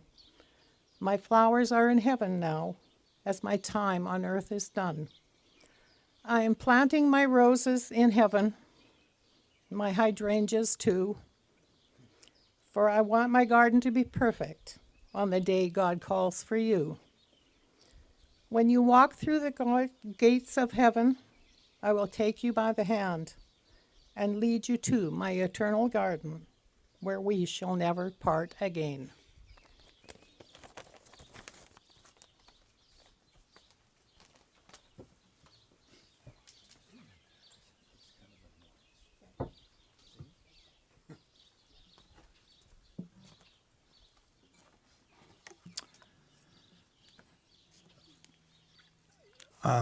Our daughter passed away not very long ago, maybe a year. It's going to be 2, I guess. And ever since, we, just about wherever we go and whenever our family is together, for sure, there are always butterflies around. And I'm sure with Norma, there'll always be flowers and butterflies and all the beautiful things in nature that she loved. Sharon Horning Scottheim is probably one of her longtime friends, starting in the university era. No, starting at Kenneseo, maybe. Or before that? Lutheran Bible Camp in Christopher Lake. Yeah, Kenneseo. Oh, is that Gee, how quickly we forget. Come on, Sharon. Thank you. Okay, you're going to probably have to lower this. You know how we do it? We just This- go like this. Okay, thank you. Thank you, Ralph. Oh, God, I hope I get through this. As you've all heard, my name is Sharon Scottheim, and I think a lot of you have probably gone by our farm, which is on the way to Waskesiu. And so when I was 12 years old, I went to the Lutheran Bible Camp. And that's where I met Norma and Opal. And wow, what a wild time we had there. I said, I like this girl. And then, because she lived in Weldon and I lived in Spruce Home, we were, 100 or more miles apart. So we didn't see one another until we met at University of Saskatchewan. We both got our teaching certificate and our masters. We're both Norwegian, and we both married wonderful men.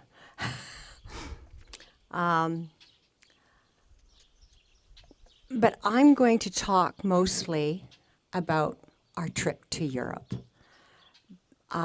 because that's when we spent a lot of time together. In fact, it was 2 months, July and August of 1969. And you should remember, this was just 6 months after she met Lorne. Norma had a real desire for adventure and travel, and so did I. And so that's why we got along so very well. But I want to tell you the first horrible thing I did to Norma. We were booked on a Ward Air flight out of Saskatoon to London. And the plane was full and waiting to take off. But somehow I didn't arrive until the loudspeaker over the airport parking lot, when I got out of my car, it said, "Sharon Hornung, the flight is leaving in 1 minute." And I just about died because I thought I was on time, but I was a whole hour late. And can you imagine Norma's dilemma on that plane? Is Sharon coming? Or is she, or should I go? Or should I stay? I just don't know what to do. And so, of course, she was extremely relieved when I walked in that plane as the other 400 passengers. Probably one of my most embarrassing moments. But I just want to speak to her many attributes. The confidence that she had in herself, that if I didn't arrive, she was still going to go by herself. She was not going to pass that up. It also speaks to her forgiving me for accepting my tardiness. And so that was the beginning of our adventure. And you know how when you travel with somebody, after 2 months, if you're still friends, that means a lot. And we're still friends and very loyal. She was a very loyal friend. I also want to talk about her sense of direction. I don't have any. And I believe, and she did, she was extraordinary. And I think I would still be in Europe trying to find how to get home if I hadn't had Norma along. That's how bad mine was. The second thing I want to talk about is her love of the arts. We did not miss a museum or an art gallery in 14 European countries. And I was privileged to have such a pedagogue who knew every master, every sculptor. And she'd say, "Sharon, now just look at the light of that master compared to this one. And this guy was feuding with that one." She told me so much that I'd have never known because she had so much knowledge and expertise. So I was a very willing student to listen to her expertise, and I learned so much. The third thing I want to talk about is her loyalty to Lorne. She wrote him every day, and we were on that 60 days. And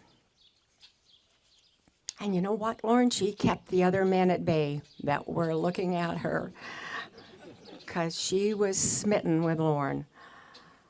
And you know, there we were in Edinburgh, and she found a Robertson tie, a check tie that she said Lorne had to have, and then she bought material so she could sew herself something so that you look like a couple. Oh, but then in Coventry, she bought her wedding negligee, and it was turquoise and white, and she paid $3.60. Do you remember it, Lorne?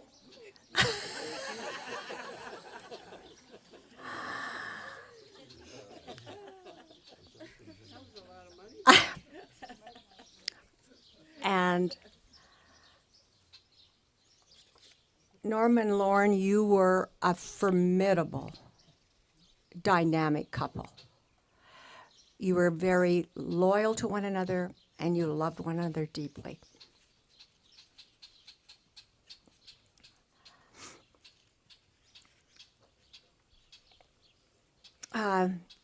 Think about the empire you have built. In fact, I came down for their 45th wedding anniversary, and I did a tour about the farm, and I counted all the grain bins, and I came back. I said, Lauren, you've got 75 grain bins. He said, no, Sharon, 79. I said, oh my God, my brothers are farmers. I think they've got 5 or 6. So what an empire. And then you raised 3 brainy sons. They are all so successful and have done so well. And I know Norma was so proud of you and Jackie and Marcia. She talked hours about all of you. And then what a woman for this community. How much she gave back. We've all talked about that today. I mean, you've all talked about that today. And so family, friends are going to miss her, but think about the community.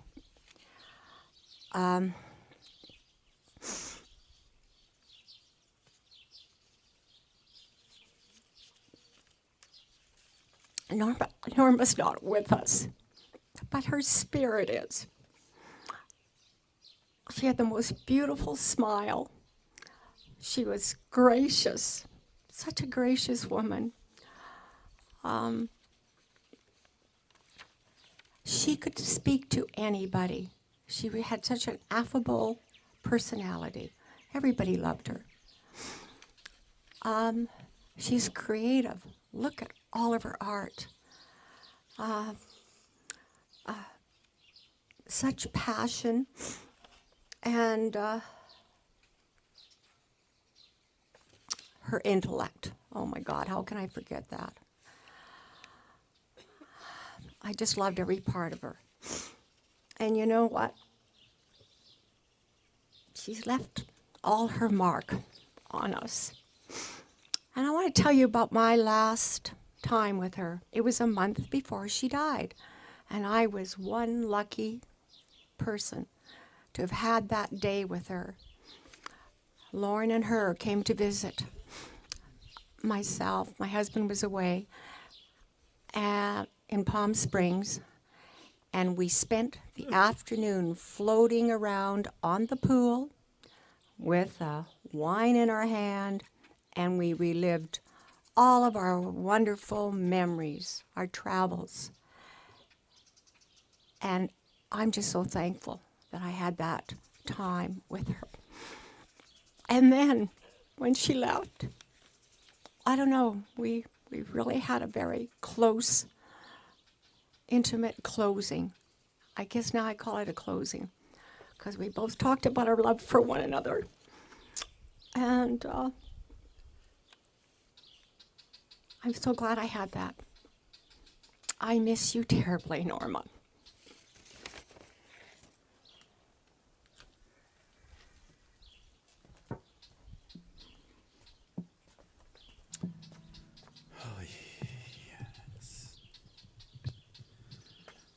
One thing she didn't mention is that I believe it was when you got there, wasn't there, you were looking for your hotel, and there was a big concert going on in some big stadium with 70,000 people there, and little did she know, and little did you know that the Beatles were performing the day that you arrived. And you missed it. Anyway, you know, yeah, I'm sure she did. McConaghy Tours was probably one of the most successful ventures in travel in Saskatchewan in history, I'm sure. You don't go that long without being the first and the best. And McConaghy Tours, I think, was both. And part of it had to do with the people that worked at McConaghy Tours, and it was all pretty much a labor of love to travel and love of friends and so on. It was an opportunity for us to really see the world and to take friends and people with us who loved it dearly. But it was Norma and Lauren who put it together. And truth be known, just like in my house, Lauren, Terry's the brains and I'm the mouthpiece. And I think that's the way it kind of was with McConaghy Tours too. And she worked, she's the only woman I know that could survive on 2-3 hours of sleep continuously. And sometimes just go all night. You know, that's just the kind of person she was. But the travel business is never going to be the same without McConaghy Tours. Bev Esplin is one of the hosts that, one of the best hosts that Lauren and Norma had, along with her husband. I don't know what his name is. But anyway, Bev, if you'd like to come up.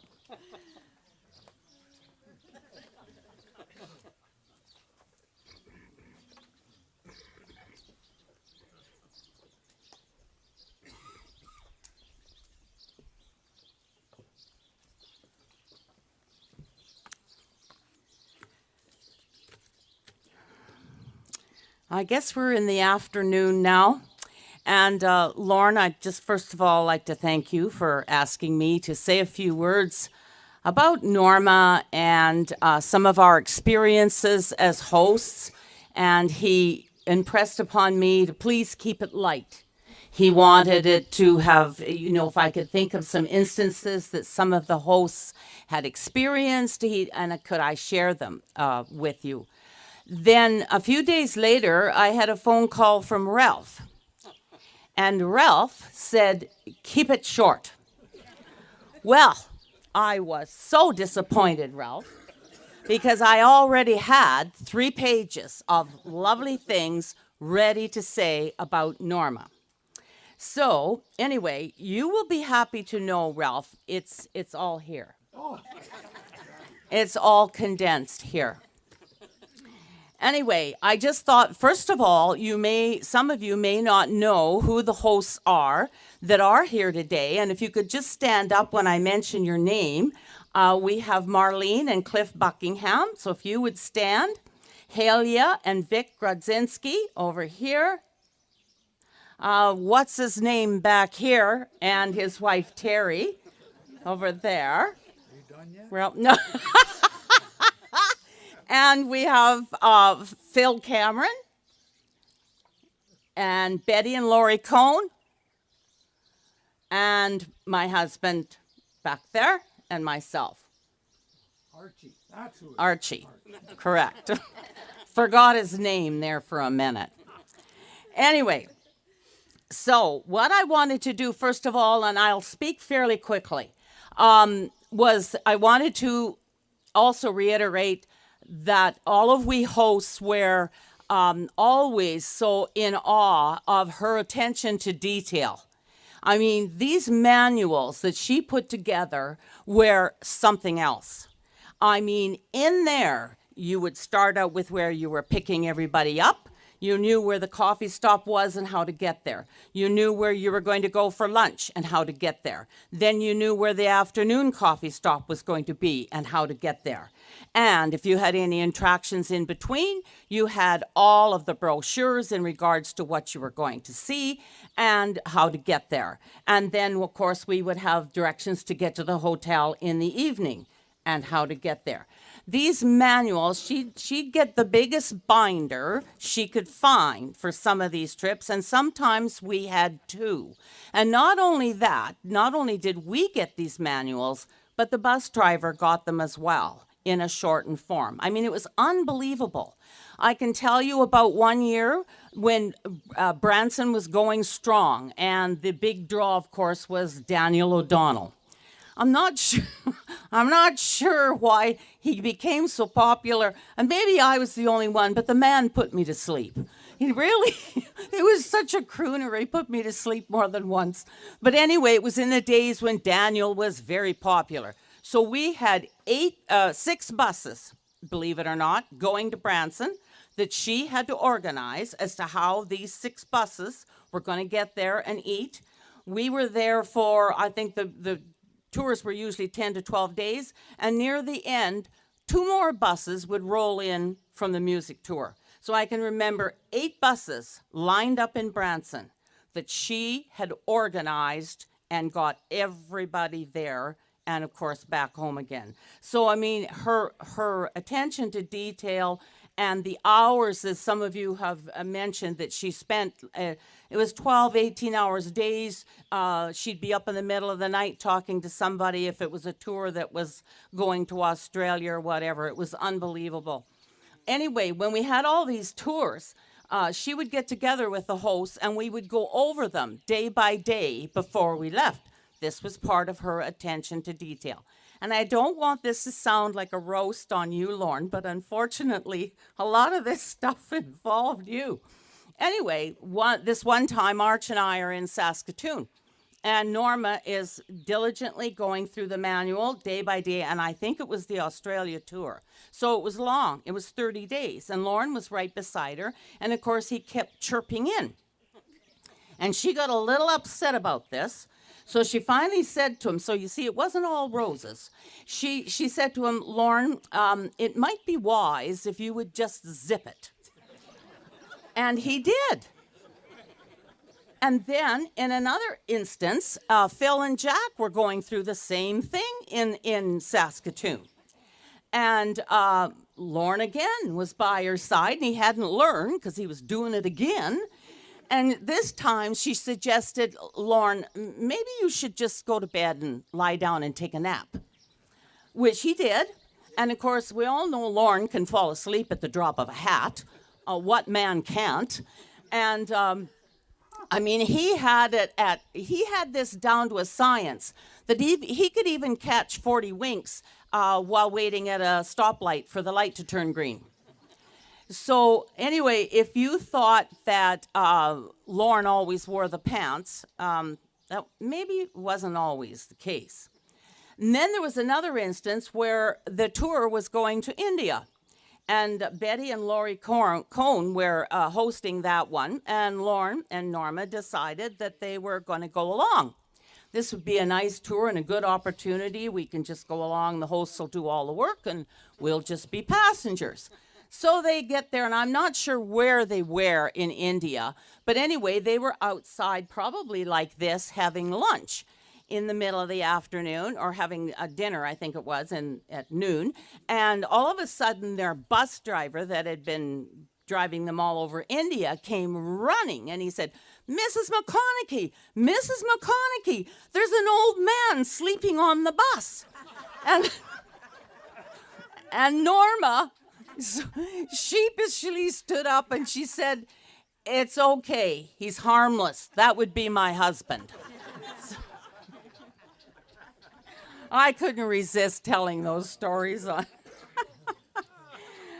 Anyway, the other thing I just want to briefly mention, and some of you have mentioned it here, she was always a wonderful host. It didn't matter if you called for a visit, which Arch and I did from time to time, and I'm sure many of you did as well. If you called in the morning, you must stay for lunch. If you called in the afternoon, you must stay for supper. And of course, you always got a tour of this gorgeous, gorgeous park. I call it a park because it's absolutely gorgeous. And she spent so many hours out here, I'm sure, from the stress of helping run the farm. Arch says, I'm sure I heard them say she tested every load of grain that came into the yard. And she did that all along with her tour business.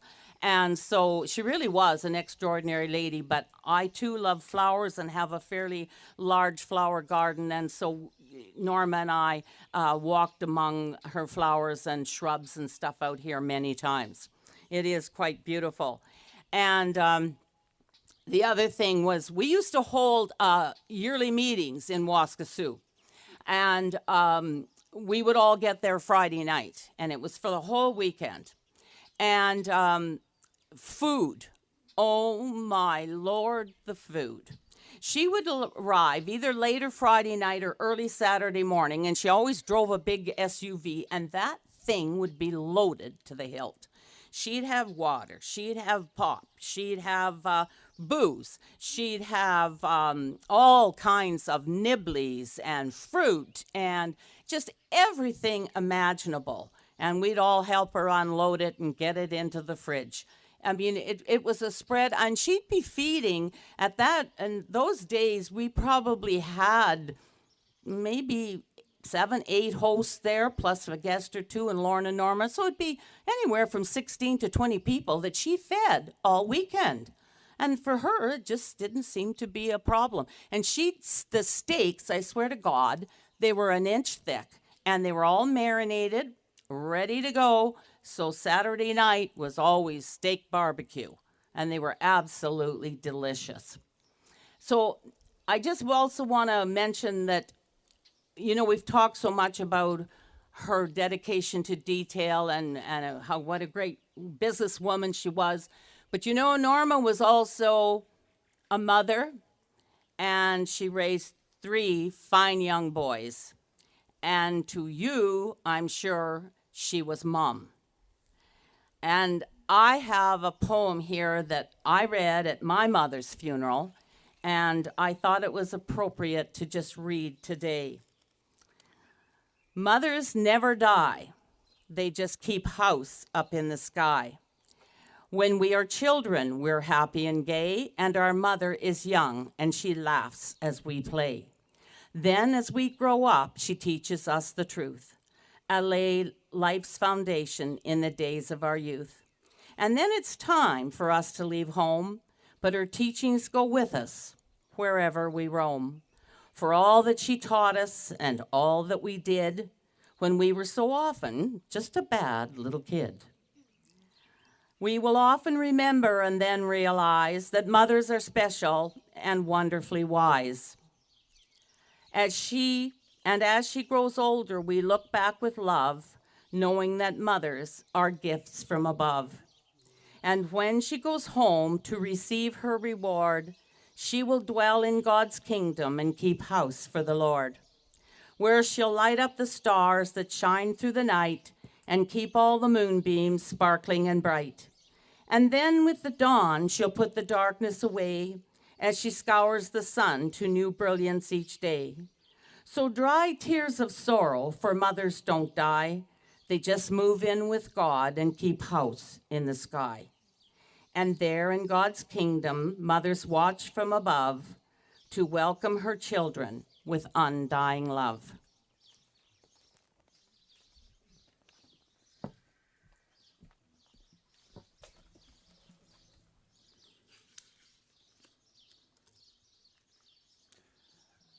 So, following today's ceremony, there will be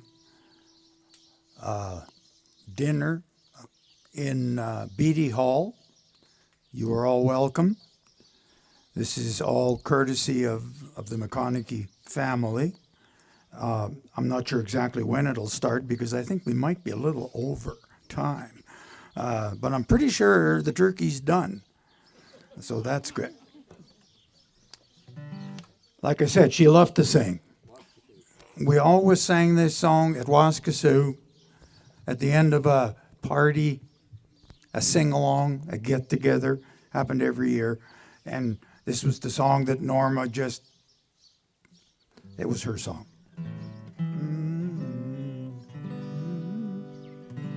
It goes like this, and you'll join in because it's the same verse over and over, okay? Friends, I will remember you, think of you, and pray for you. And when another day is through, I'll still be friends with you. Friends, I will remember you, think of you, and pray for you. And when another day is through, I'll still be friends with you. Everybody, for Norma. Friends, I will remember you, think of you, and pray for you.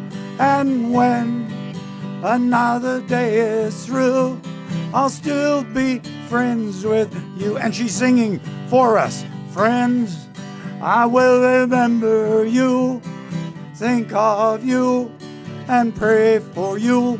And when another day is through, I'll still be friends with you.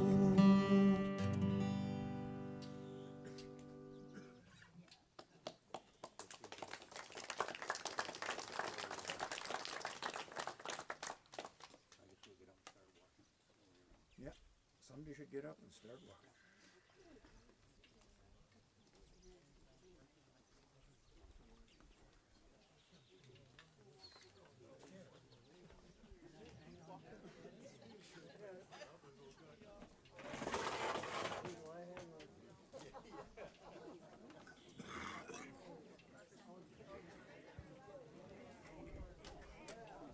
Thank you, Ralph. Good job. Thank you. You too.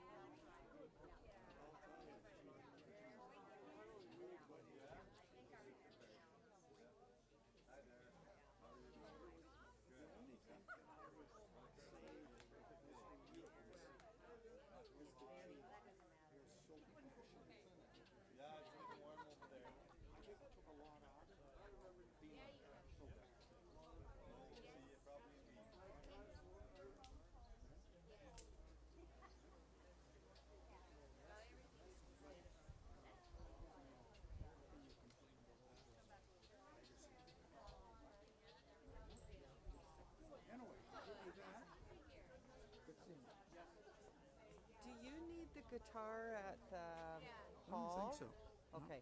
We're going to take this and set it up in the hall for you. The microphone, because apparently the sound system's not there anymore. Yeah. So I don't at even know least if we need such a big, I don't know, like, I mean, it's not that big a place, but, well, what you do what Lauren wants you to do.